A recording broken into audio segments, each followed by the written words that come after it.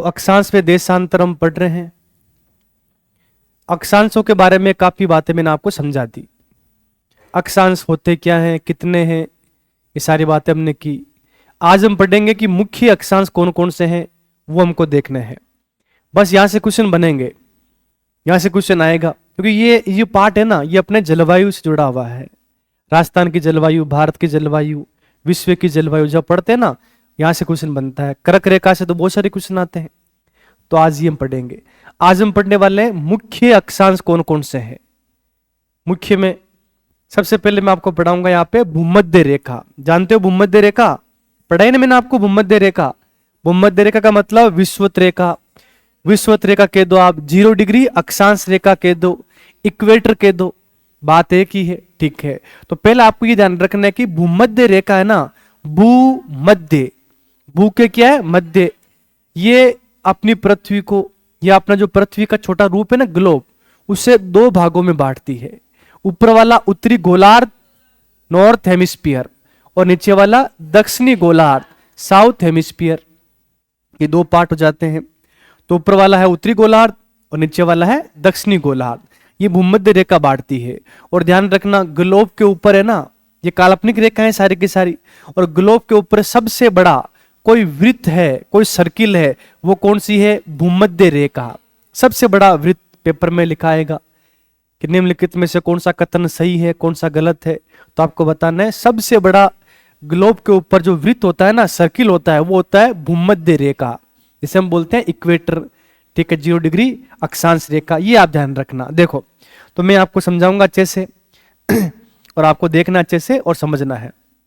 देखो, अब ये पृथ्वी का एक छोटा रूप है जिसे हम ग्लोब कहते हैं। उसमें बीचों बीच ये जो आपको दिखाई दे रही है ना, ये इसका नाम क्या है? 0 डिग्री अक्षांश रेखा। इसे हम भूमध्य रेखा कहते हैं। ये देखो ऊपर वाला पूरा ये पार्ट है ना, इसे हम बोलेंगे उत्तरी गोलार्ध, नॉर्थ हेमिस्फीयर, और ये है दक्षिणी गोलार्ध, इसे हम बोलेंगे साउथ हेमिस्फीयर। ये समझ में आना जरूरी है। क्यों? क्योंकि इसी से अगर क्वेश्चन होंगे हल पूरे के पूरे। अब देखो अब आप ये ध्यान रखना कि जो हमारी पृथ्वी है ना, ये 23.5 डिग्री झुकी हुई है। 23.5 डिग्री झुकी हुई है, ऐसे सीधी नहीं है, ऐसे झुकी हुई है। कितनी झुकी हुई है? 23.5 डिग्री झुकी हुई है। इसलिए आप ध्यान रखना कि सूर्य की जो किरणें है ना, वो 23.5 से ऊपर सीधी नहीं जाती है, तिरछी जाएगी। 23.5 डिग्री झुकी होने के कारण ऐसा होता है। देखो, ये सूर्य है मान लो, और ये हमारी पृथ्वी है, 23.5 डिग्री झुकी हुई है। अब ये सूर्य के चारों क्या करती है? चक्कर लगाती है पृथ्वी। तो पृथ्वी की स्थिति ऐसी बनती है कि कभी कभी सूर्य है ना, वो उत्तरी गोलार्ध में आ जाता है, और कभी कभी सूर्य है दक्षिणी गोलार्ध में आ जाता है। ये पूरे साल भर चलता रहता है। ये बात आपको पता होनी चाहिए। और मैं समझाने के लिए सूर्य को ऊपर नीचे करता हूं यहाँ पे, लेकिन यथार्थ में ऐसा नहीं है। हाँ, पृथ्वी क्या करती है कि वो ऐसे घूमती रहती है ना, तो फिर वो एक सापेक्ष स्थिति बनती है पृथ्वी की सूर्य के सापेक्ष। जैसे मानो ये अभी स्थिति है ना, अभी उत्तरी गोलार्ध में, अभी ऐसे उत्तरी गोलार्ध में ऐसा आ गया, सॉरी अभी दक्षिणी गोलार्ध में इस स्थिति में। ठीक है, ऐसा है ना, अब सूर्य आ गया उत्तरी गोलार्ध में। तो वो सूर्य है ना, वो तो स्थिर है। पृथ्वी क्या करती है? इसके चारों चक्कर लगाती है, और 23.5 डिग्री झुकी होने के कारण क्या होता है कि सूर्य आपको बताया कभी तो आता है कर्क रेखा पे, कभी भूमध्य रेखा पे, और कभी मकर रेखा पे। 23.5 डिग्री झुका हुआ, इसीलिए कभी भी सूर्य की सीधी किरणें हैं वो आपको ध्यान रखना है कि कर्क रेखा से ऊपर नहीं जाएगी, और कभी भी ये आप ध्यान रख लेना कि मकर रेखा से नीचे नहीं जाएगी, सीधी नहीं जाएंगी। बस आप ध्यान रखना, सीधी का मतलब क्या सर? लंबवत, मतलब 2 पैर का सूर्य बिल्कुल सीधा यहां पर आ जाता है, बिल्कुल सीधा 2 पैर का सूर्य बिल्कुल सीधा। अगर वो कहां आएगा तो वो केवल यहां आ सकता है, यहां पे, मतलब छाया बनेगी नहीं। शेडो मतलब छाया नहीं बनेगी ना। जब सूर्य यहां पर आ गया, छाया बनेगी नहीं। सूर्य आपको पता है तिरछा होता है तो फिर छाया बनती है, ये भी आपको पता होना चाहिए।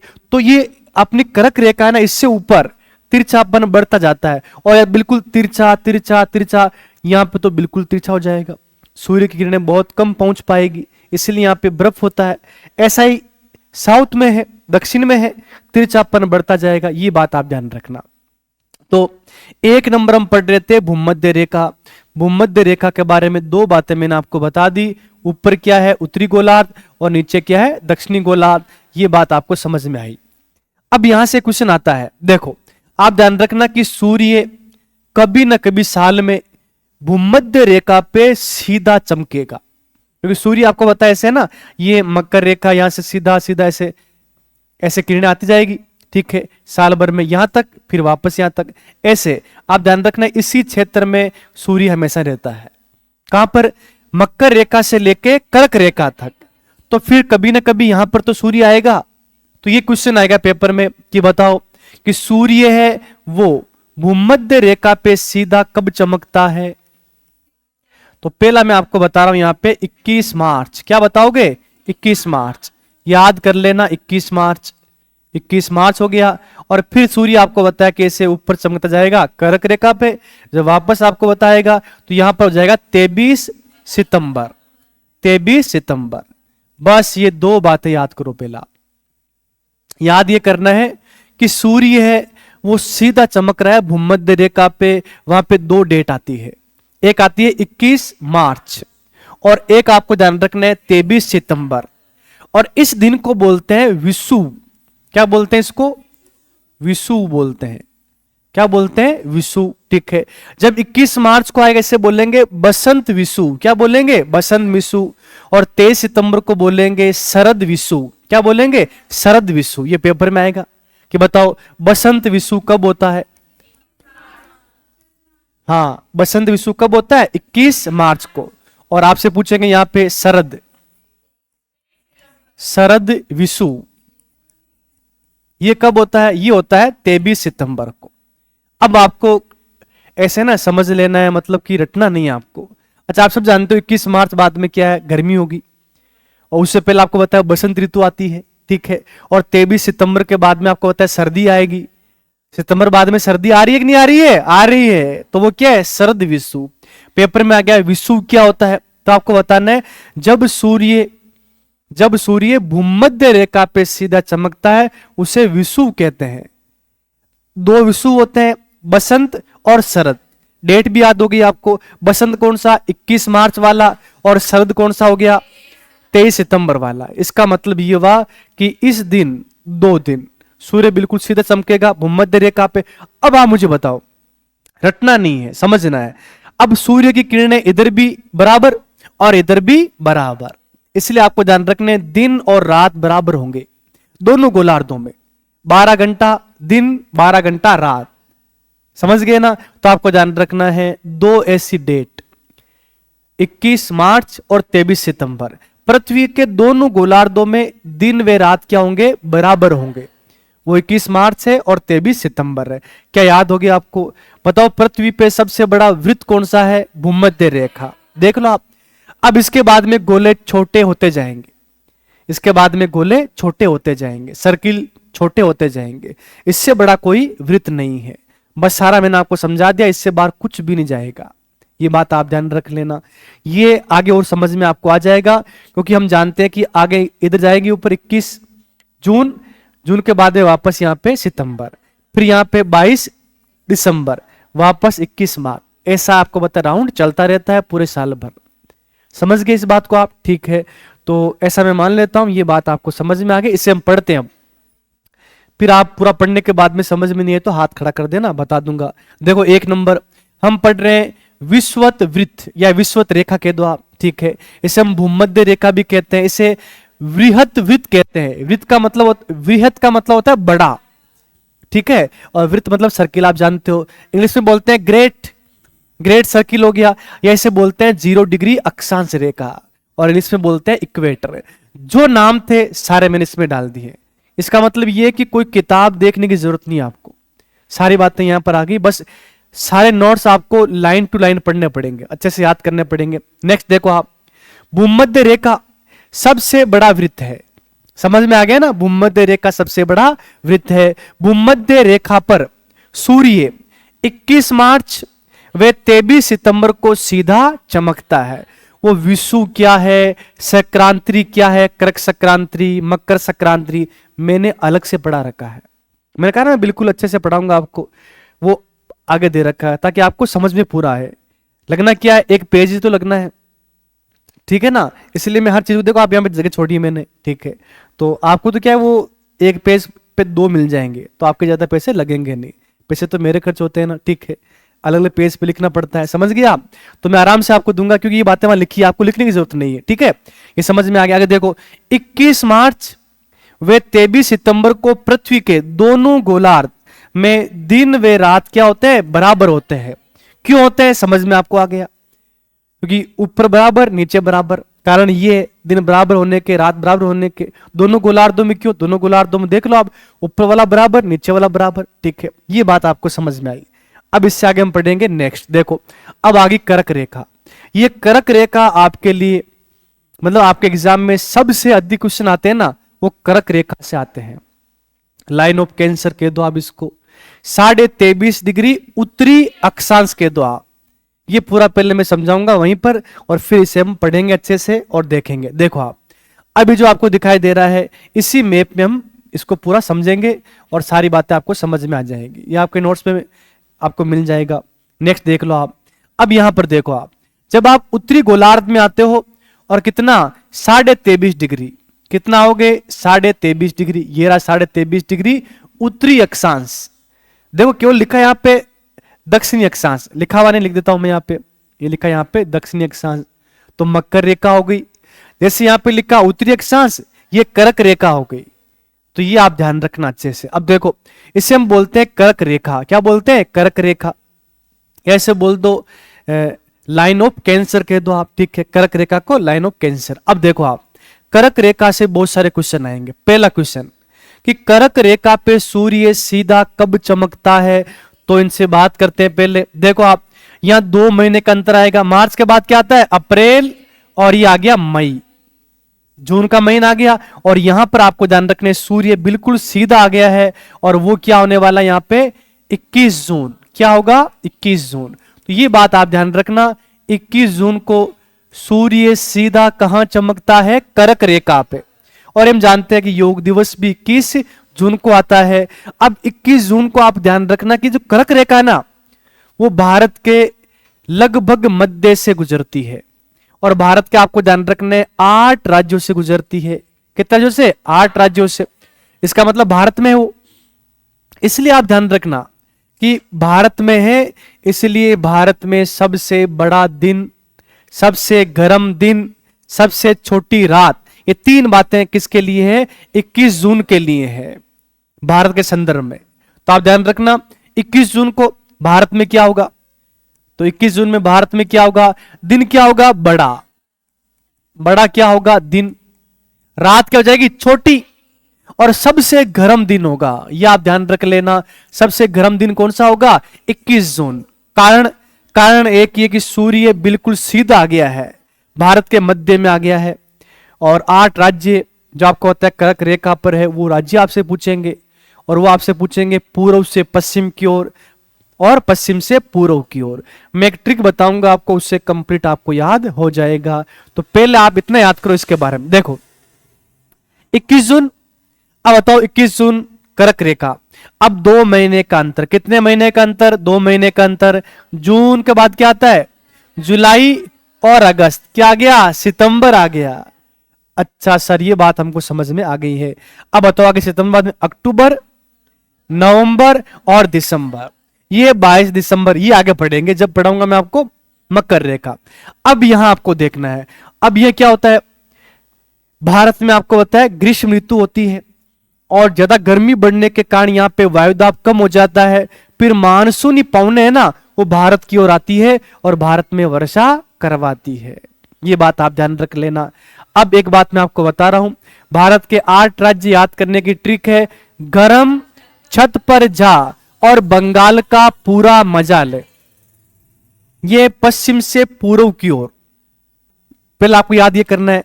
और इसमें एक राजस्थान भी आता है, इसलिए राजस्थान के बारे में आपको पूरा याद करना पड़ेगा। तो मैं कंप्लीट आपको समझा रहा हूं, आप बोर्ड पे देखते रहना, आपको समझ में आ जाएगा। ये बात समझ में आ गई ना। ये यहां पर क्या, कर्क रेखा। कर्क रेखा से ऊपर कभी भी सूर्य की किरणें सीधी नहीं जाएगी। और हम ये अभी देखेंगे, भारत के मैप में देखेंगे, राजस्थान के मैप में देखेंगे, यहां से क्वेश्चन बनेंगे कि सर्वाधिक तिरछी किरणें किस राज्य में है। अगर हम राजस्थान की बात करेंगे किस जिले में है, वो सारी बातें यहां पर आगे मैप में आने वाली है। चलो देखते हैं। ये कर्क रेखा देखो आप, कर्क रेखा 23.5 डिग्री उत्तरी अक्षांश, ऐसे बोलते हैं ट्रॉपिक ऑफ कैंसर या लाइन ऑफ कैंसर। ये बात समझ में आ गई। ये भूमध्य रेखा से 23.5 डिग्री उत्तर में है। एक महत्वपूर्ण अक्षांश रेखा है जो लगभग भारत के मध्य से गुजरती है। ये रेखा भारत के 8 राज्यों से गुजरती है। तो पहले आपको याद ये करना है संख्या, कितने राज्यों से? 8 राज्यों से। अब 8 कौन कौन से, उसके लिए आपको ट्रिक बनानी पड़ेगी, ट्रिक से आपको याद करना पड़ेगा। देखो आप, जो पश्चिम से पूर्व की ओर निम्न क्रमानुसार है, मैंने जो लिखा है ना, वो लिखा है मैंने पश्चिम से पूर्व की ओर। ठीक है, गेट को बंद करो आप। चलो आगे देखो आप, तो ये बात समझ में आपको आ जाएगी। ठीक है, इनको गेट बंद करने दो क्योंकि इनको भी समझना है। ठीक है, अब देखो आप सब, अब 8 राज्य है ना, वो याद करने की ट्रिक मैंने आपको बताई थी। देखो, गरम छत पर जा, गरम छत पर जा और बंगाल का पूरा मजा ले। देखो आप भी ध्यान रखना, कभी भी आप पढ़ाई कर रहे हो ना, तो पहले ट्रिक अगर आप बना रहे हो याद करने के लिए, ट्रिक इजी होनी चाहिए। ऐसे नहीं कि पहले ट्रिक याद ना हो, तो फिर फालतू मतलब क्या है इतनी मेहनत करने का। ट्रिक इजी होनी चाहिए। देखो मैंने कहा गरम, ठंडा, गरम, छत, आंगन, छत। ठीक है, तो सीधी सी बात, अभी यहां खड़े ना बैठे हैं, तो गरम छत पे जा और बंगाल का पूरा मजा ले। बस कंप्लीट याद हो गया। बंगाल कोई जगह है ना, वहां थोड़ा लेना है, पूरा लेना है? पूरा लेना है। क्या लेना है? मजा लेना है। देखो आप, जैसे ये लिखा है गरम छत पर जा और बंगाल का पूरा मजा ले। देखो यहां पे G4 क्या है? गुजरात। ये लो, 1 नंबर क्या हो गया? गुजरात। R4 क्या है? राजस्थान। ये हो गया राजस्थान। M4 क्या है? मध्य प्रदेश। बस ये हो गया गरम। ठीक है, छत से तो क्या है? छत्तीसगढ़ है। झा का मतलब क्या है? झारखंड है। बंगाल का मतलब क्या है? पश्चिम बंगाल है। और पूरा का मतलब है त्रिपुरा। और मजा का मतलब क्या है? मिजोरम। मजा का मतलब क्या है? मिजोरम। ये जो आपने याद किया है ना, ये पश्चिम से पूर्व की ओर है। सर भारत का मैप दिखाओ पहले। देखो आप भारत का मैप देखो, ये रहा भारत का मैप। भारत के मैप में देख लो आप, गरम नहीं, छत नहीं है अभी, पहले गरम में रहने दो आप। ठीक है, गुजरात, राजस्थान और मध्य प्रदेश गरम। फिर देखो आप, छत छत्तीसगढ़, झारखंड, बंगाल का, ये रहा बंगाल, पश्चिम बंगाल, पूरा त्रिपुरा, मजा ले मिजोरम। ये भारत में पश्चिम और ये भारत का पूर्व। ये ट्रिक है ना, वो पश्चिम से पूर्व की ओर है। अगर आपसे पूछे कि बताओ 4 राज्यों का क्रम है, वो पूर्व से पश्चिम की ओर जमाओ, पश्चिम से पूर्व की ओर, तो ये ट्रिक अपनी पश्चिम से पूर्व की ओर है। अगर पूर्व से पश्चिम पूछे, उल्टा कर देना आप, इधर से आ जाना। और अधिकतर पेपर में ये पूछा गया कि निम्नलिखित में से कौन सा राज्य कर्क रेखा पर नहीं है? कौन सा है? तो 8 राज्यों के नाम आपको याद होने चाहिए। और वो आपको बताए, अधिकतर ऑप्शन में क्या देता है? मणिपुर, जो नहीं आता है। ठीक है, मेघालय देता है, वो नहीं आता है। समझ गए ना? फिर यहां देखो आप, ओडिशा देता है, वो जो नहीं आता है। उत्तर प्रदेश देता है, नहीं। मध्य प्रदेश आता है, उत्तर प्रदेश नहीं आता है। तो ये आपको सारी बातें समझ में आनी चाहिए। मेरे हिसाब से आपको 8 राज्य याद हो गए हैं। आपको एक साथ बोलना है, गरम छत पर जा और बंगाल का पूरा मजा ले। 1 number Gujarat, 2 number Rajasthan, 3 number Madhya Pradesh, 4 Chhattisgarh, 5 Jharkhand, 6 Paschim Bengal, 7 Tripura, 8 Mizoram. बस आपको 8 राज्य याद हो गए। ठीक है, अब 8 राज्यों को हम देख लेते हैं। फिर इसके अलावा और बातें भी है, वो भी हम देखेंगे पूरी की पूरी। देखो आप, 8 राज्य हो गए। अब यहां पर है ना, कई बार पेपर में यह भी पूछा गया कि कौन कौन से शहर हैं किसी भी राज्य के जो कर्क रेखा के पास में है। तो मैं आपको बताऊं, गुजरात में आपको ध्यान रखना, गांधीनगर, जो गुजरात की राजधानी कौन सी है? गांधीनगर है, वो कर्क रेखा के पास में है। मध्य प्रदेश के 3 शहर, उज्जैन, भोपाल और जबलपुर, मध्य प्रदेश के उज्जैन, भोपाल और जबलपुर, ये तीनों शहर कर्क रेखा के पास में। इसका मतलब वहां पे गर्मी ज्यादा है, क्योंकि कर्क रेखा के ऊपर तो गर्मी होगी ना, सीधी सी बात है। अगर ऊपर होंगे तो वहां गर्मी कम होगी, क्योंकि वहां पे सूर्य की किरणें क्या हो जाएगी, तिरछी हो जाएगी, और वहां तो बिल्कुल क्या है, सीधी है। फिर आप चलो अगरतला, अगरतला है, ठीक है, त्रिपुरा की राजधानी, वहां पर भी किरणें क्या पड़ती है, सीधी पड़ती है। अब एक बार मैं जो बता रहा हूं आप याद कर लेना। देखो आप, वैसे मैंने यहाँ पर लिखा है, मैप पे भी सारी बातें डाली है। कर्क रेखा के पास स्थित प्रमुख शहर, पहले क्या लिखा मैंने, अगरतला कहां पे, त्रिपुरा में है, गांधीनगर गुजरात में है। मैंने तो ये भी लिखा है कि कितना, भाई देखो 23 डिग्री 30 मिनट क्या है, कर्क रेखा। 23 डिग्री 30 मिनट क्या है, कर्क रेखा। ये 23 डिग्री 50 मतलब थोड़ा ऊपर आ गया। ये 23 13 लगभग पास में ही है, मतलब ये भी आप ध्यान रखना पास में। और कौन सा, देखो आप, जबलपुर मध्य प्रदेश में है, उज्जैन मध्य प्रदेश में है, भोपाल मध्य प्रदेश में है। अब देखो आप, ये बिल्कुल पास में तो ये है। कैसे सर, देखो आप 23 डिग्री 25 30 आने वाला है ना भाई। कर्क रेखा क्या होती है, 23 डिग्री 30 मिनट क्या होती है, कर्क रेखा होती है। और ये देखो आप 23 डिग्री 25 मिनट पे ये है, कौन सा, भोपाल। लेकिन ये है तो पास पास में, कुछ वो बात नहीं, लेकिन फिर भी इनमें पास में कौन सा है, भोपाल है। आगे देखो आप, राजस्थान में कर्क रेखा 2 जिलों से गुजरती है। ये आपको अच्छे से आना चाहिए, डूंगरपुर और बांसवाड़ा। डूंगरपुर और बांसवाड़ा, डूंगरपुर में चीखली गांव है, कौन सा गांव है, चीखली गांव। डूंगरपुर में कौन सा है, चीखली गांव है। और बांसवाड़ा में कुशलगढ़, कुशलगढ़ तहसील है, और पास में गांव का नाम है छींच गांव। कौन सा गांव है, छींच गांव। तो आपको ध्यान रखना है, भयंकर गर्मी पड़ रही थी और डूंगर के ऊपर एक महिला चीख रही है, अरे बारे तावड़ो पड़े, समझ गए ना, ठीक है। डूंगर के ऊपर कौन चीख रही है, कोई महिला चीख रही है, क्यों, क्योंकि बिल्कुल वहां पर आपको पता है सूर्य की सीधी किरणें पड़ रही है। और आपको ध्यान रखना है, बांसवाड़ा में सभी लोग क्या कुशल मंगल है, लेकिन आपको ध्यान रखना है वहां पर क्या है, गर्मी अधिक ही है। और तो कुशल मंगल है, लेकिन वहां पर गर्मी क्या है, बहुत ज्यादा है। कुशलगढ़ तहसील है, और बड़ा शहर पूछे तो कौन सा है, कुशलगढ़ है। और छोटा गांव पास में आता है छींच गांव, और छींच गांव में आपको बताया एक मंदिर है, बर्मा मंदिर।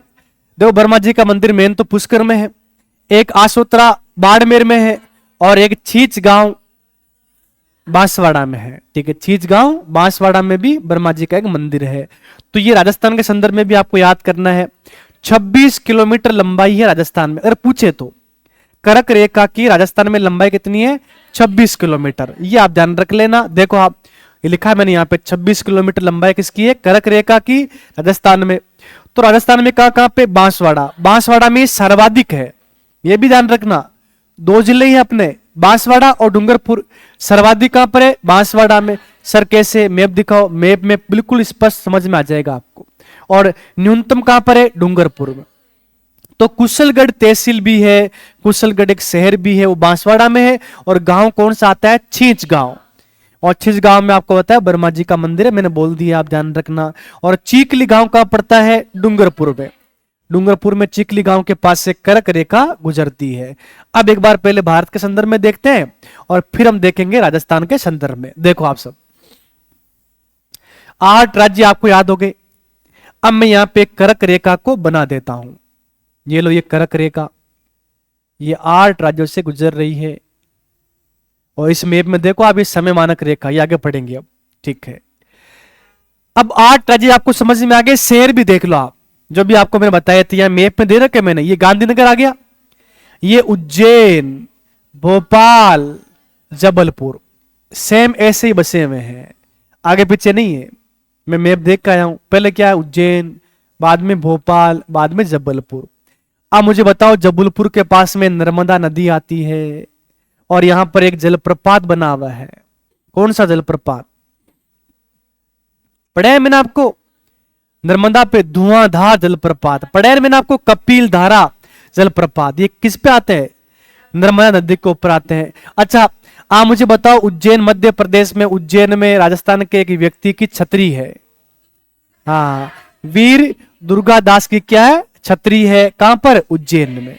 शिप्रा नदी के पास में, ये भी आपको पता होना चाहिए। अब देखो आप आगे आओगे, त्रिपुरा में आपको ध्यान रखना, यहाँ पर क्या, अगरतला, यहाँ पर भी पास में ये शहर है, मतलब ये शहर है, सिटी है, बड़े बड़े नगर है, जिसके पास में क्या है, कर्क रेखा गुजरती है। पेपर में पूछा गया पहले, और भी आएगा, आप याद कर लेना, ठीक है। चलो अब एक बार हम मैप समझते हैं। अब ये भारत का दक्षिण भाग है, साउथ इंडिया है। यहां पर आपको बताया गर्मी भयंकर होगी, क्यों होगी आज समझ में आ रहा है, क्योंकि सूर्य आपको ध्यान रखना है ये कर्क रेखा तक बिल्कुल सीधा आता है। यहां तो सीधा रहेगा बिल्कुल, क्योंकि इधर से आ रहा है सूर्य, तो सूर्य ऊपर नहीं आ रहा है। ये पृथ्वी की आपको बताया मैंने सापेक्ष स्थिति ऐसी होती है कि कभी सूर्य उत्तरी गोलार्ध में और कभी दक्षिणी गोलार्ध में, कभी सूर्य उत्तरायण होता है, कभी दक्षिणायन होता है, वो बातें हैं। तो भाई यहां पर आपको बताया गर्मी, ये पूरा क्षेत्र आपको बताया सीधी किरणों वाला है, लास्ट यहां तक। उसके बाद में आपको बताया तिरछी तिरछी, वापस सूर्य इधर। ये बात आपको समझ में आ रही है कि कर्क रेखा से नीचे जो भी राज्य है वहां पर क्या है, उष्ण कटिबंधीय क्षेत्र है, पूरा का पूरा गर्मी वाला भाग है, भयंकर गर्मी होती है। यहां देख लो आप, ये छत्तीसगढ़, ओडिशा, ये गुजरात का नीचे वाला भाग, ये महाराष्ट्र, आंध्र प्रदेश, केरल, तमिलनाडु, ठीक है ना, यहाँ भयंकर गर्मी होती है, इसीलिए वहां के लोगों का रंग कैसा, थोड़ा सा काला होता है तुलनात्मक रूप से। भारत की जो आपको होता है उत्तरी भाग है, भारत का उत्तरी भाग है, वहां लोग गोरे होते हैं, यहाँ पर थोड़े क्या होते हैं, काले। कारण क्या है, यहाँ पर गर्मी बहुत ज्यादा होती है। हाँ, तटीय भाग में ये थोड़ा कम होता है, वहां पर क्या है कि सम स्थिति रहती है, क्योंकि वहां पास में समुद्र आ गया, समुद्र का समकारी प्रभाव पड़ता है तटीय भाग पे, ना गर्मी है ना सर्दी है, लेकिन वहां पर उमस बहुत ज्यादा है, यह भी गड़बड़ है, ठीक है। अगर आप कहाँ होते, अगर आप कहाँ होते, अभी महाराष्ट्र में होते, केरल में, कर्नाटक में होते, तो आप बोलते कि गर्मी बहुत ज्यादा है, उमस हो रही है, ठीक है। अच्छी बात है आप कहाँ हो, राजस्थान में। लोग कहते हैं कि सूखे क्षेत्र में आ गए, अरे भाई राजस्थान एक ऐसा राज्य है जहां आपदा बहुत कम है। हाँ, सूखा पहले होता था, आजकल बहुत कम हो गया है। अब आप ये भी नहीं कह सकते कि हमारे यहाँ पर अकाल पड़ता है, अरे कहां पड़ता है अकाल, 10 साल हो गए देखे हुए अकाल को। अकाल पहले पड़ा करते थे, आज तो आपको पता है भयंकर बारिश होती है राजस्थान के अंदर, ठीक है। ना भूकंप है, ना ज्वालामुखी है, ना सुनामी है, कुछ भी नहीं है, केवल यहां पर क्या है, शांति है। हाँ, थोड़ी बारिश कम होती है, वो बात अलग है। इस बार आपको पता है बाढ़ आ गई, कहां बारिश कम हुई है, ठीक है ना। तो बाढ़ भी यहाँ नहीं है, भयंकर बाढ़ भी नहीं है। आप जाओ बिहार में, वहां पर आपको होता है भयंकर बाढ़ रहती है, लोग पानी से तंग आ गए, कितना पानी कितना पानी। तो राजस्थान में आप ठीक हो। अब देखो राजस्थान की बात करेंगे अभी। अब आप पहले आप देखना, ये भारत का जो ये उत्तरी क्षेत्र है ना, यहां किरणें तिरछी होती जाएगी, तिरछी होती जाएगी। और ये देखो आप, ये जम्मू कश्मीर, लद्दाख है, यहां पर क्या है, सर्वाधिक तिरछी किरणें कहां होगी, लद्दाख में, ये लद्दाख वाला पार्ट यहां पर। और ये वैसे हम देख लेते हैं, ये पीओके वाला पार्ट है, तो यहां पर क्या होगी, सर्वाधिक तिरछी किरणें होगी, या तापमान क्या होगा, कम होगा। एक कारण यहां पर यह भी है कि यहां पे पहाड़ियां हैं, हाइट बहुत ज्यादा है, हिमालय पर्वत है, तो वहां पर आपको होता है हाइट के कारण वहां पे बर्फ है, वो भी एक कारण है। और एक कारण ये भी है कि वो उत्तर में आ गया, कर्क रेखा से उत्तर में आ गया, तो वहां पे सूर्य की किरणें कैसी है, तिरछी है। ये बात समझ में आ गई ना। इसलिए आपको ध्यान रखना, यहाँ पे जलवायु कैसी होती है, ठंडी होती है। एक बात आप ध्यान रखना कि जो भारत का भाग है वो 2 भागों में, कितने भागों में, 2 भागों में।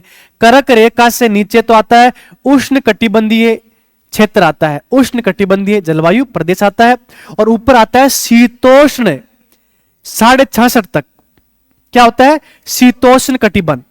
तो भारत में 2 कटिबंध है, एक तो उष्ण कटिबंध और एक शीतोष्ण कटिबंध। तो भारत के बारे में समझ में आ गया है। सीधी किरणें बस कर्क रेखा से नीचे क्या, सीधी किरणें ही है। तिरछी किरणें कर्क रेखा से ऊपर, तिरछी किरणें जाती जाएगी। अब वो डिपेंड करता है कि ऑप्शन में कौन सा राज्य दिया।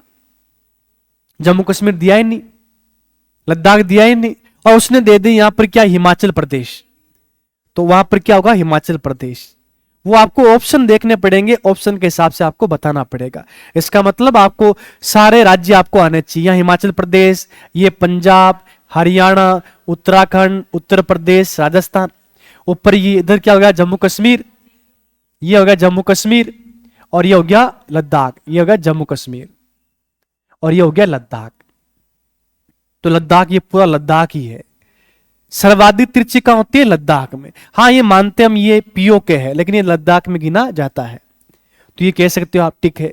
वहां लिखा गया राज्य कौन सा? ये तो क्या केंद्र शासित प्रदेश है, तो राज्य कौन सा है? ये रहा हिमाचल प्रदेश। तो यहां किरणें तिरछी तिरछी तिरछी तिरछी होती जाएगी। ऑप्शन के हिसाब से आपको बताना है कि कौन सा राज्य है वहां पे सर्वाधिक तिरछी होगी, वो तो आप बता दोगे। मैं आपको पता होना चाहिए ना कि जैसे यहां से ऊपर जाओगे, ऑप्शन में दे रखा है राजस्थान, यूपी, हरियाणा, तो क्या बताओगे? हरियाणा, ये ऊपर आता है, ठीक है। ये बात समझ गए, तो यहां तक हरियाणा है, तो वो ऑप्शन आपको बताना है। तो भारत के संदर्भ में कर्क रेखा से तिरछापन पूछे तो आप बता दोगे, ठीक है। और भारत में कितने कटिबंध आते हैं? 2 कटिबंध। कर्क रेखा से नीचे क्या है? उष्ण कटिबंध, ऊपर क्या है? शीतोष्ण कटिबंध, ठीक है। नेक्स्ट देखते हैं आगे। ये अपना आ गया नया राजस्थान, मतलब 41 जिलों वाला, तो इसमें भी देखना पड़ेगा ना। देखो भाई, अब आपको यहां पर ध्यान रखना है, यहां देखना आप, ये आ रही है यहां पे कर्क रेखा, ये कर्क रेखा है, थोड़ी मैंने ऊपर बना दी और भी,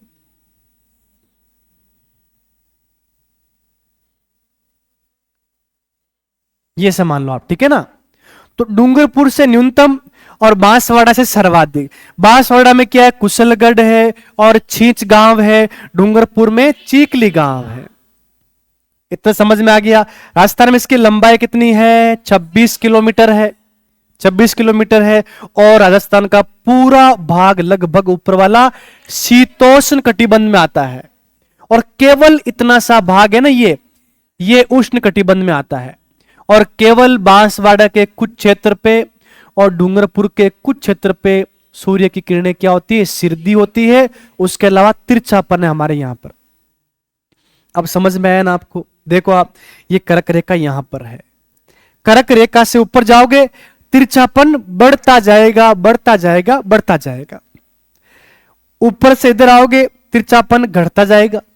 और सूर्य की सीधी किरणें तो केवल हमारे 2 जिलों में है, डूंगरपुर में और बांसवाड़ा में।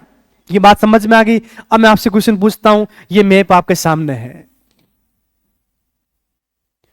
निम्नलिखित में से राजस्थान के किस जिले में सूर्य की किरणें सर्वाधिक तिरछी होगी? मैंने श्रीगंगानगर ऑप्शन में दिया ही नहीं है, अब मैं दे रहा हूं ना, ठीक है, समझा रहा हूं आपको, ध्यान रखना। जैसे आप ऊपर जाओगे तिरछापन तिरछापन तिरछापन बढ़ता जाएगा, तो मैंने श्रीगंगानगर दिया ही नहीं है।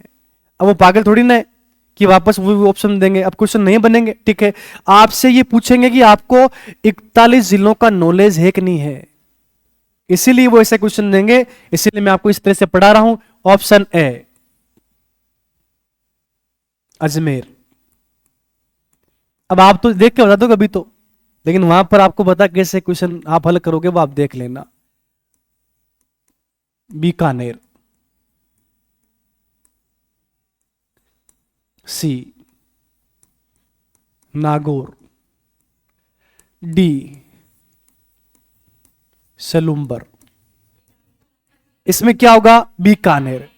बीकानेर क्यों आएगा आप बता दोगे, इसमें बीकानेर क्यों आएगा? देखो आप, ये यहां पर क्या है? कर्क रेखा, ऊपर बढ़ोगे तिरछापन तिरछापन तिरछापन, सलूम्बर तो यही रह गया, ये रहा सलूम्बर, ये रहा सलूम्बर, कट गया, ठीक है।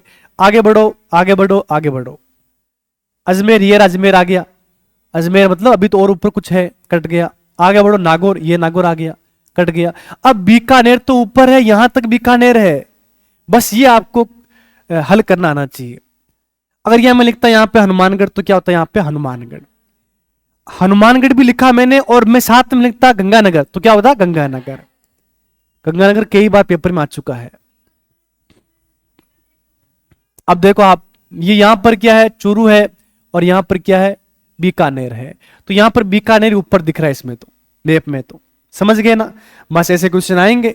अब आप तो ये बता दोगे सर बताओ झुंझुनू ऊपर आएगा या सीकर? तो सीकर देखो नीचे ही है, झुंझुनू का है ऊपर है। झुंझुनू ऊपर है या चूरू? चूरू ऊपर है। तो ये आपको पता होना चाहिए, ठीक है ना। देखो ये लिखा गया यहां पे फलोदी और नागौर लिखा गया, फिर क्या करोगे? फिर देखो फलोदी यहां तक है, नागौर तो आपको पता यहीं तक है, ऊपर कौन सा है? फलोदी। इसलिए झीलों का भी नॉलेज होना चाहिए। और मैंने कहा कि मैं जब पढ़ाऊंगा झीलें, ठीक है ना, सारी बातें आपको समझाऊंगा।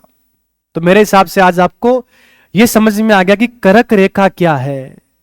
23.5 डिग्री उत्तरी अक्षांश, भारत के 8 राज्यों से, राजस्थान के 2 जिलों से, शहर गांधीनगर, उज्जैन, भोपाल, जबलपुर, अगरतला। राजस्थान में लंबाई 26 किलोमीटर, ऊपर शीतोष्ण कटिबंध, नीचे उष्ण कटिबंध। 21 जून को सूर्य सीधा चमकता है। भारत में गर्म दिन है, बड़ा दिन है और छोटी रात है। 21 जून को विश्व योग दिवस भी आता है। अब इससे बाहर क्या पूछेंगे आपसे, सारी बातें मैंने आपको समझा दी है। तो मेरे हिसाब से कर्क रेखा है वो आपको समझ में आ गई। अब क्या आ गई है, मकर रेखा। किसी को कर्क रेखा में, भूमध्य रेखा में डाउट हो तो हाथ खड़ा करके पूछो। क्या? नहीं, गर्म जिला नहीं है। राजस्थान का सबसे गर्म जिला चूरू है। बताऊंगा पूरा का पूरा। कारण यह है कि बांसवाड़ा है, डूंगरपुर है, यहां पे पहाड़ी क्षेत्र है, पेड़ पौधे बहुत ज्यादा है, तो तापमान आपको इतना ज्यादा बढ़ता नहीं है। ठीक है। लेकिन चूरू में क्या है, चूरू में आपको बताया कि वहां पे रेत के टीले हैं। दूसरा, वो शेखावटी प्रदेश में आता है, नीचे चूने की परतें और है, जल्दी गर्म होता है वो, इसलिए वहां पर आपको बताया कि गर्मी ज्यादा है। ठीक है ना। हाँ, ये कारण तो होता है कि सूर्य का ताप सबसे अधिक प्राप्त करने वाले जिले 2 है, बांसवाड़ा, डूंगरपुर। लेकिन हम ये नहीं कह सकते कि वो सबसे गर्म जिले हैं। गर्म होना, ठंडा होना, उस पर कुछ और भी प्रभाव होते हैं। मिट्टी का, मैं बताया ना आपको कि तापमान पे मिट्टी का भी क्या होता है, प्रभाव होता है। बालू मिट्टी जल्दी गर्म होती है, जल्दी ठंडी होती है। तो ये राजस्थान का भूगोल जब पूरा पढ़ोगे ना तो एक एक चीज आपको समझ में आ जाएगी। ये बातें मैं बताऊंगा आपको जलवायु में।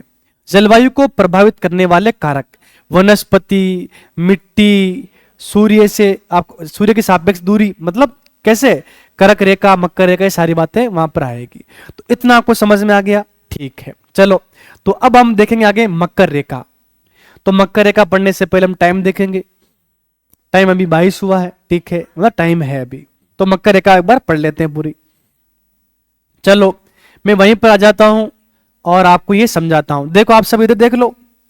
अब कोई भी ऊपर नीचे नहीं देखेगा, केवल बोर्ड पे देखेगा।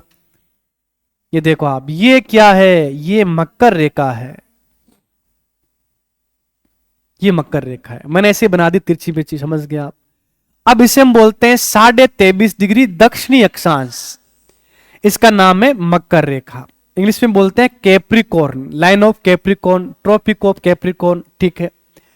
अब ये जो मकर रेखा है ना, ये मकर रेखा 23.5 डिग्री दक्षिणी अक्षांश है, मतलब भूमध्य रेखा के दक्षिण में है। और ये बात मैं यहां तक समझाते हुए आगे आ चुका हूं कि आप ध्यान रखना, यहां पर सूर्य है वो सीधा कब आ जाएगा, 22 दिसंबर को। कब आ जाएगा, 22 दिसंबर। अब 22 दिसंबर को सूर्य सीधा कहां आएगा, मकर रेखा पे। इसलिए मकर रेखा पे 22 दिसंबर को सबसे गर्म दिन और बड़ा दिन और छोटी रात। कहां पर, मकर रेखा के ऊपर बता रहा हूं मैं। अरे यही तो बता रहा हूं मैं आपको, समझना आप। देखो, मकर रेखा के ऊपर 22 दिसंबर को सबसे बड़ा दिन, छोटी रात, सबसे गर्म दिन। सर समझ में नहीं, अरे मैं भारत के बारे में नहीं बोल रहा हूं। जब मैं भारत के बारे में बोलूंगा उल्टा हो जाएगा।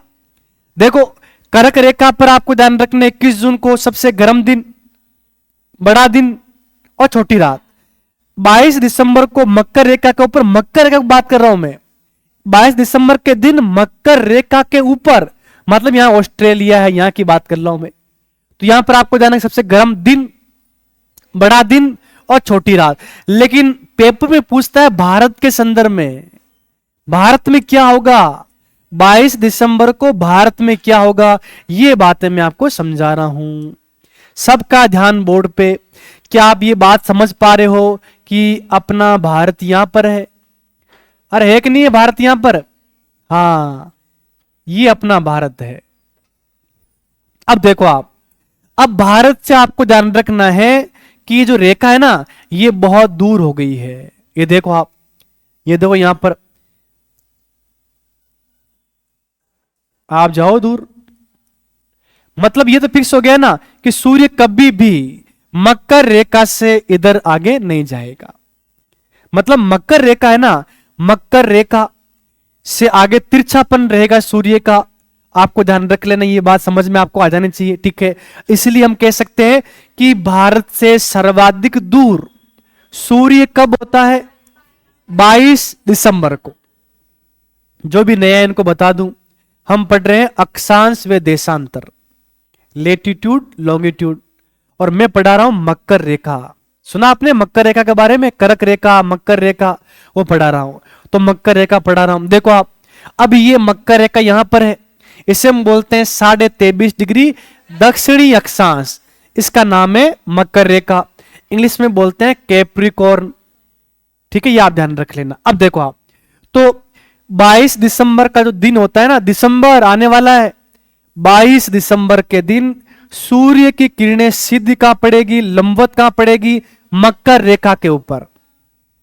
और इस दिन आपको ध्यान रखना है सूर्य अधिकतम दूरी पे होगा भारत से, क्योंकि 22 दिसंबर के बाद में सूर्य वापस भारत की ओर आना शुरू कर देता है। तो ये आपको याद कर लेना है। देखो ये 22 दिसंबर है, ये भारत अपना, भारत से दूर क्या हो गया सूर्य, अब इससे दूर जाएगा नहीं, क्योंकि मैंने समझा रखा है, क्योंकि पृथ्वी है ना वो 23.5 डिग्री झुकी हुई है, इसलिए 23.5 तक सूर्य की किरणें सीधी, फिर आपको पता है सूर्य वापस उत्तरायण होना शुरू कर देता है, क्योंकि पृथ्वी आपको पता है सूर्य के चारों ओर से चक्कर लगाती रहती है। चक्कर लगाने के कारण ऐसा होता है, समझ गए ना? ठीक है, चक्कर नहीं लगाए तो कुछ भी नहीं है, इसका मतलब चक्कर लगाना जरूरी है। आगे देखो आप, अब ये बात समझ में आ गई ना, इसलिए मैंने आपको बता दिया है भारत के संदर्भ में अब क्या होगा 22 दिसंबर को। पहला, 22 दिसंबर आप इतना दिमाग लगा लोगे, दिसंबर मतलब सर्दी है, समझ गए ना? ठीक है, तो सर्दियों में आपको पता है दिन क्या होता है? छोटा होता है। भारत में सबसे छोटा दिन कब होगा? 22 दिसंबर को। अरे दिन छोटा तो रात क्या होगी? बड़ी होगी। 22 दिसंबर को रात क्या होगी? बड़ी होगी, और दिन क्या होगा? छोटा होगा। मम्मी को बोल देना, मम्मी आज रात क्या बड़ी है, अब सोना है आज तो, ठीक है ना? समझ गए? अब बताओ, इतने मैंने पढ़ा दिया, अब मैं आपसे पूछ सकता हूं, बताओ भारत में सबसे बड़ा दिन कब होता है? 21 जून को। भारत में सबसे छोटी रात कब होती है? 21 जून को, छोटी रात। भारत में, ऑस्ट्रेलिया में, पूरे विश्व में दिन रात बराबर कब होते हैं? 21 मार्च और 23 सितंबर को। क्यों? सूर्य भूमध्य रेखा पे, इधर भी ताप बराबर, इधर भी बराबर। लेकिन भारत में सबसे बड़ी रात कब होती है? 22 दिसंबर को। और छोटा दिन कब होता है? 22 दिसंबर को। इतना तो आप जानते होंगे, सर्दियों में दिन क्या होते हैं? छोटे, और रातें क्या होती है? बड़ी, लंबी होती है। तो भाई ये तो आप बता ही दोगे, समझ में आ गया आपको? अब आप ध्यान रख लेना, एक बात मैं आपको बता रहा हूं। एक लिखा आता है सक्रांति, हम बोलते हैं मकर संक्रांति, बोलते हो ना मकर संक्रांति, वो कब आती है? 14 जनवरी को। लेकिन ये आपको ध्यान रखने, नक्षत्रों के हिसाब से आती है, तारे होते हैं नक्षत्र, उनके हिसाब से आती है। कब? वो फिक्स होता है 14 जनवरी। लेकिन आप भूगोल पढ़ रहे हो, ज्योग्राफी पढ़ रहे हो, अगर आपसे पूछे ना कि सूर्य के हिसाब से आपसे पूछ ले, ये जो हम पढ़ रहे हैं ना ग्लोब, ऐसा क्वेश्चन पूछ ले आपसे, तो आप ध्यान रखना, दो होती है संक्रांति। एक तो होती है 21 जून को, इसे क्या बोलते हैं? करक संक्रांति। क्या बोलते हैं? करक संक्रांति, करक संक्रांति, ये आप ध्यान रख लेना। और एक आपको ध्यान रखना, 22 दिसंबर को होती है, उसे हम बोलते हैं मकर संक्रांति। ये मैं शॉर्ट में लिख रहा हूं, आप समझ जाना। मकर संक्रांति 22 दिसंबर, करक संक्रांति 21 जून, और एक मैंने आपको बताया था विषु। विषु का मतलब होता है जब सूर्य सूर्य जब आपको होता है भूमध्य रेखा पे सीधा होता है। तो एक तो होता है बसंत, एक होता है बसंत विषु, वो होता है 21 मार्च को, और एक होता है शरद विषु, शरद विषु, और ये होता है 23 सितंबर को। चार बातें आपको समझ में आ गई। 14 जनवरी को नक्षत्रों के हिसाब से मकर संक्रांति आती है, ये मैंने आपको बता दिया है। ये बात आप समझ गए होंगे, लिखने की जरूरत आपको है नहीं, नोट्स आपको मिलेंगे, ठीक है, नोट्स आपको मिलेंगे, लिखने की जरूरत नहीं है, बस याद कर लो। अब मैं आपसे पूछता हूं, बताओ शरद विषु कब आता है? 23 सितंबर को। बताओ मकर संक्रांति कब आती है? 22 दिसंबर को। और वो मैंने बता दिया है नक्षत्र के हिसाब से कब आती है? 14 जनवरी को। बताओ बसंत विषु कब आता है? 21 मार्च को आता है बसंत विषु। बताओ करक संक्रांति कब आती है? 21 जून को। बस ये बात आपको समझ में आ गई है। तो आज मैंने आपको करक रेखा, भूमध्य रेखा और मकर रेखा, ये तीनों बातें आपको समझाई है। और ये मैंने बता दिया है कि कभी भी सूर्य की सीधी किरणें कर्क रेखा से ऊपर नहीं जाएगी और मकर रेखा से नीचे नहीं जाएगी। बस यही पर सूर्य देवता है। अब मैं समझाने के लिए ऐसा करता हूं, देखो 22 दिसंबर, 21 मार्च, 21 जून, 23 सितंबर, 22 दिसंबर, बस ये चक्कर चलता रहता है। आदमी आए गए, कितने करोड़ों साल हो गए यहीं पर आपको पता है ऐसा चक्कर चल रहा है। यहां गर्म प्रदेश पूरा का पूरा, ये प्रदेश ये हमेशा क्या होता है? गर्म होता है। अगर आपको सर्दी लगती है, सर्दी से परेशान हो, तो आपको चलना चाहिए कहां पर? यहां भूमध्य रेखा के ऊपर। यहां साल भर क्या होती है? गर्मी गर्मी गर्मी। गर्मी पसंद नहीं है, सर्दी आपको चाहिए, चलो ऊपर ऐसे, क्योंकि आपको पता है ऐसे ठंड बढ़ती जाएगी बढ़ती जाएगी बढ़ती जाएगी। ये ध्रुव है यहाँ पे, या जब आप यहाँ पे जो साउथ में, बस यहाँ पर क्या है? ठंड है हमेशा। ये ग्लोब आपको समझना पड़ेगा, इसलिए मैं धीरे धीरे आगे बढ़ रहा हूं। तो मैंने आपको बताया, इतना पढ़ाते हुए मैं आगे बढ़ा। करक रेखा मैंने आपको बताई, 8 राज्यों से सारी बातें मैंने आपको समझाई है। नेक्स्ट मैंने ये समझा दिया। अब आगे मैं आ गया हूं मकर रेखा के ऊपर। अब मकर रेखा है, इसे एक बार हम पढ़ लेते हैं पूरा। देखो आप, मकर रेखा को क्या बोलते हैं हम? 23.5 डिग्री दक्षिणी अक्षांश या ट्रॉपिक ऑफ कैप्रिकॉर्न, समझ गए? ठीक है, या लाइन ऑफ कैप्रिकॉर्न भी कह सकते हो आप।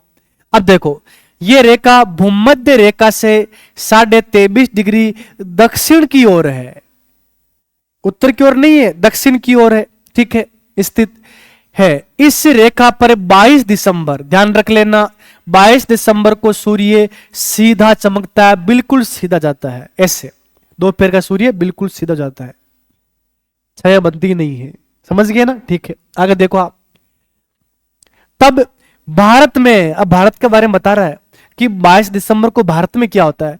भारत में सबसे छोटा दिन होता है, वे सबसे बड़ी रात होती है, और भारत से सूर्य की सर्वाधिक दूरी होती है 22 दिसंबर के दिन। भाई 22 दिसंबर के दिन सूर्य आपको होता है दूर हो गया। अगर मैं आपको बताऊं एक उदाहरण से, मानो कि मेरे पास में एक आग का गोला है छोटा सा, अगर मैं उस आग के गोले को आपके पास लेके आऊंगा तो आपके पास गर्मी आएगी ना? मैं दूर लेके जाऊंगा, आपके पास गर्मी कम हो जाएगी, मतलब सर्दी हो जाएगी, समझ गए? बस वही सूर्य पर है। सूर्य पास में आया गर्मी हो गई, सूर्य दूर गया ठंड हो गई। ये लोचा किसका है? सूर्य का है। ये ना कोई गर्मी सर्दी कुछ भी नहीं है, भाई ये सूर्य पास में आता है गर्मी हो जाती है, सूर्य दूर जाता है सर्दी हो जाती है। तो सूर्य को पकड़ लो आप, ठीक है, अगर आपको गर्मी चाहिए तो, और अगर आपको सर्दी चाहिए तो सूर्य को धकेल दो। इतना सामर्थ्य आप में है नहीं, ठीक है, समझ गए ना? आपने भारत में बैठे रहो, गर्मी भी लेते रहो, सर्दी वर्षा सब कुछ हमारे यहाँ पर है। क्या मकर रेखा समझ में आ गई? ठीक है। अब ये चुट्टे मुट्टे देखो आप, आर्कटिक व्रत क्या है, अंटार्कटिक व्रत क्या है, उत्तरी ध्रुव क्या है, दक्षिण ध्रुव क्या है, ये समझना जरूरी है। क्यों? ये समझे बिना आप कहां पर शीतोष्ण कटिबंध है, कहां शीत कटिबंध है, कहां उष्ण कटिबंध है, ये समझ नहीं पाओगे। इसलिए जब कल आओगे आप, तो कल मैं क्या पढ़ाऊंगा आपको इससे आगे, ठीक है ना? कल हम पढ़ने वाले ये वाला पार्ट, फिर मैं लेकर आऊंगा यहाँ पे। अच्छा, ये तो लेकर आ गया मैं। अगर आपको पढ़ना है ऑनलाइन तो विश्व का भूगोल, भारत का भूगोल, भारतीय राज्य व्यवस्था, राजस्थान की राज्य व्यवस्था, कला संस्कृति, साहित्य, सब मैंने यहाँ पे मैंने और सर ने रिकॉर्ड कर दिए है और ये ऐप है। अब देखो कल ये एक बार मैं आपको समझाऊंगा वापस, क्योंकि ये तो पढ़ लिया हमने, भूमध्य रेखा पढ़ ली, कर रेखा पढ़ ली और मकर का पढ़ ली। कल हम पढ़ेंगे आर्कटिक व्रत क्या है, उत्तरी ध्रुव, अंटार्कटिक व्रत, दक्षिणी ध्रुव, ये पढ़ेंगे। फिर ये बातें आपको समझ में आएगी कि पृथ्वी पे ताप कटिबंध क्या होता है, जलवायु की पेटियां, ये समझेंगे आगे हम। मैंने कहा ना कि मैं डिटेल में पढ़ा रहा हूं, जो ये सारी बातें, ये आ गया उष्ण कटिबंध। इस भाग में हमेशा क्या होती है, गर्मी, और ये है शीतोष्ण कटिबंध, थोड़ी सर्दी थोड़ी गर्मी। शीतोष्ण कटिबंध, थोड़ी गर्मी थोड़ी सर्दी, शीत सर्दी बर्फ, शीत बर्फ। तो ये कैसे क्या है, सारी बातें कल आपको समझ में आएंगी, ठीक है। तो इतना आप याद करके आना, वरना मैं आपको खड़ा कर दूंगा, ठीक है। चलो, थैंक यू।